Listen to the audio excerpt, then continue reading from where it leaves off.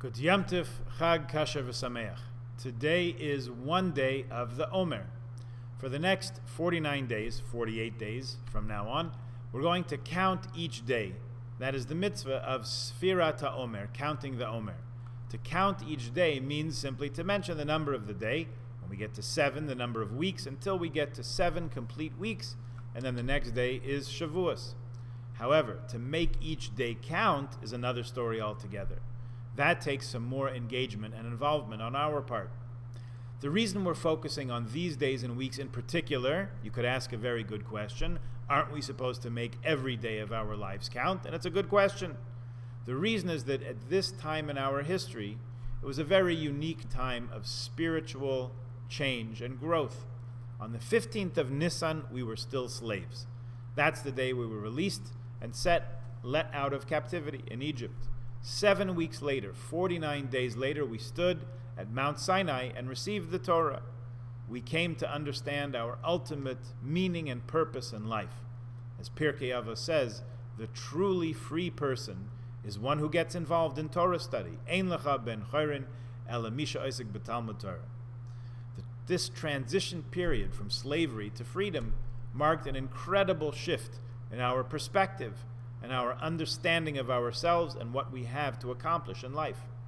Going from building storage cities of Pitom and Ramses for Pharaoh to building a temple in Jerusalem, a dwelling place for God in this world.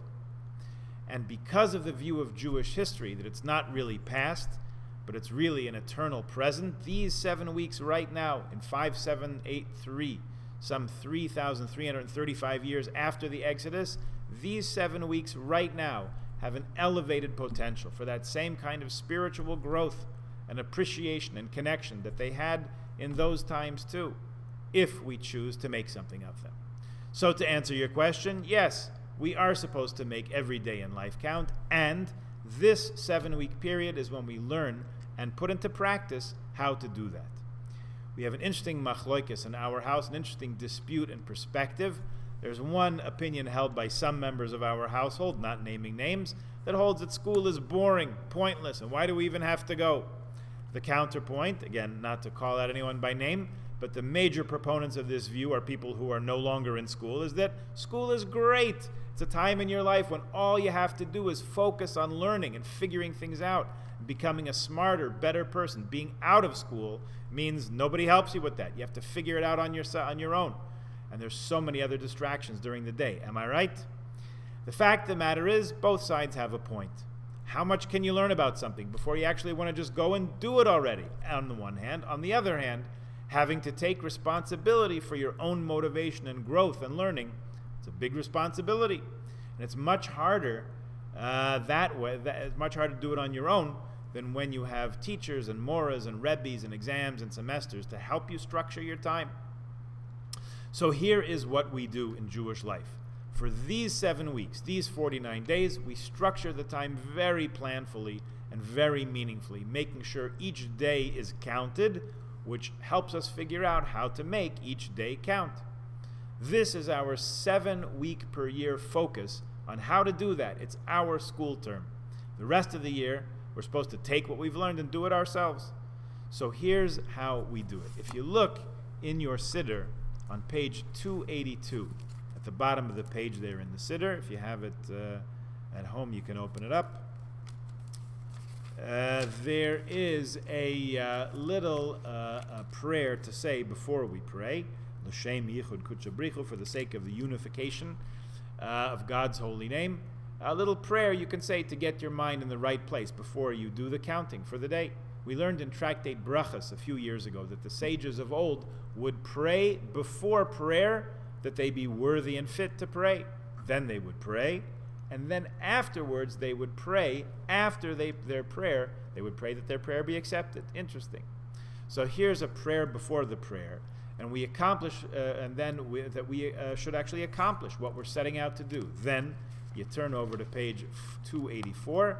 There's a prayer at the top, a bracha, thanking God for giving us the mitzvah of counting the Omer. Then there's the counting. On the next page, page 286, 287, you'll see the counting of the days. and the weeks. You can sign up for email or text reminders of this. You can pick up a copy of the daily schedule in the Shul foyer, courtesy of the OU, or you can come to Shul every day. The counting fulfills the mitzvah. Now, how do we make the days count? Look back to the prayer on page 284. You don't have to say this, but if you do, the paragraph at the bottom has a day-specific line in it, 4 lines from the bottom. Yeah, it says, insert the appropriate sphera, see the chart. I have no idea why these weren't translated or carried over on page 286 in the Hebrew to page 287 in English. Maybe they didn't have space, I don't know. But each day, here's what it's about. Each day is identified with a 2-word combination of 7 sphirot, or ways we experience God, which also happen to be our 7 emotional attributes, because we each have a godly soul in us. Briefly, these are Chesed, Gevura, Tiferes, Netzach, Hod, Yesod, and Malchus, or approximately kindness, severity, harmony, endurance, splendor, bonding, and nobility. Each of the 7 is comprised of the other 7.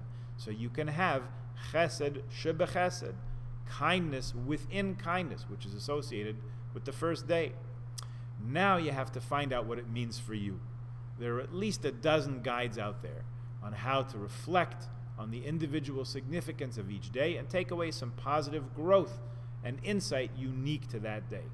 We'll try to get our videos from past years up on the website, and we'll certainly mention the sphera of the day at the end of our minyan each day, each morning. It's an opportunity to train ourselves for a few minutes to reflect each day and appreciate on what is already good and what can be even better. So please, God, may the counting of the Omer put our souls and our world in perfect alignment to experience the true freedom of Pesach and the true connection to God at Shavuot, the holiday of giving of the Torah, now just 6 weeks and change away. Good Yom Tov.